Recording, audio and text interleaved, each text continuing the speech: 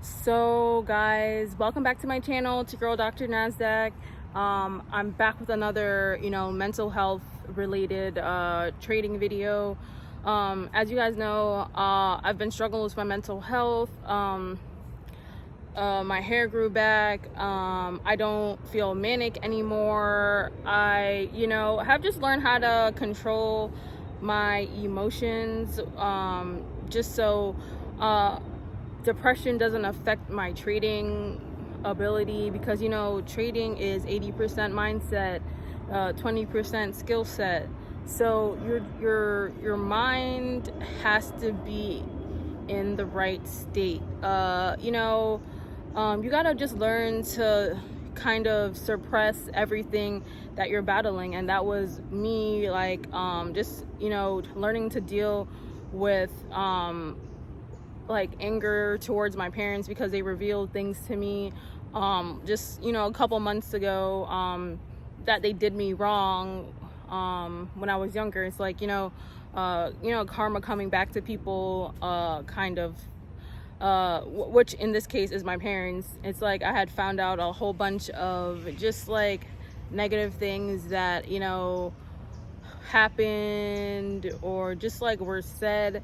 You gotta just like not care about people's opinions of you, like not even your parents. Like you gotta just hone in on achieving your goals if you're like me, and not blame anyone if you have a setback. You gotta learn to control your emotions, and because at the end of the day, I am grown. Like my parents be right, I'm grown, but it's just like I wouldn't have any behavioral issues or even battle depression if I wasn't parented the way I was. It's like my parents didn't really care about how everything was gonna affect me in my adolescent years, if that makes sense. Like because it's just like when you grow up in a broken home, where it's like I didn't talk to my biological mom for years, who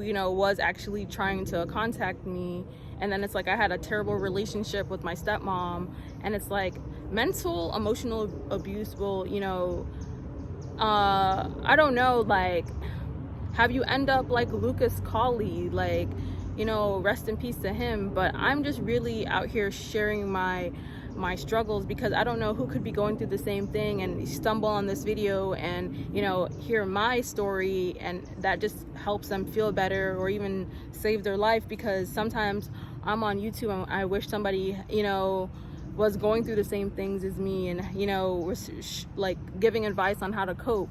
And my advice is stop thinking about the past. Stop thinking about all the wrong things your parents did to you, or like, in my opinion, it's like my parents didn't like give me their best shot, if that makes sense. Like like basically they just don't have the same morals as me. So the key is don't have the same morals as your parents. If you don't want their life, you gotta just have different morals. You gotta like relearn everything. You can't blame your parents when you're in your 20s, 30s, for the type of person you are or you become, because at that point it's like the front of your brain has developed finally, and you got to learn to think for yourself and relearn things so you don't end up like them. And I'm at that point where it's like I had to relearn a lot of things, because I just didn't want to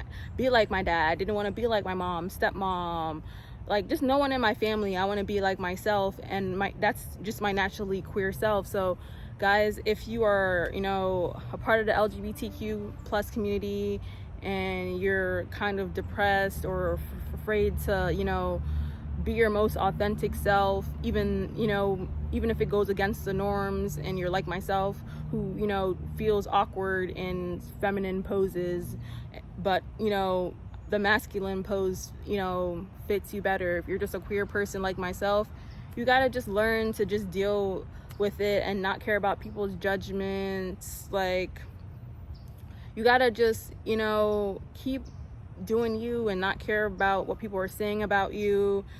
gossip. Like, if people are talking about you, you're doing something right.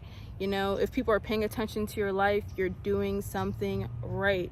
If people are trying to kill your confidence, make you insecure because they're insecure themselves, you're doing something right. Like, I've had multiple insecure men message me on the daily, call me on the daily, then it's like they're trying to kill my confidence. Like, I know my most authentic self intimidates a lot of men, so it's just like, you gotta learn just to be comfortable in your own skin. If you're an LGBTQ plus woman like myself, those men are just very insecure in themselves. They're usually small too, so it's like, don't care about their opinions unless they have what you want, or, you know, drive the kind of car that you want, or move the way you want to move.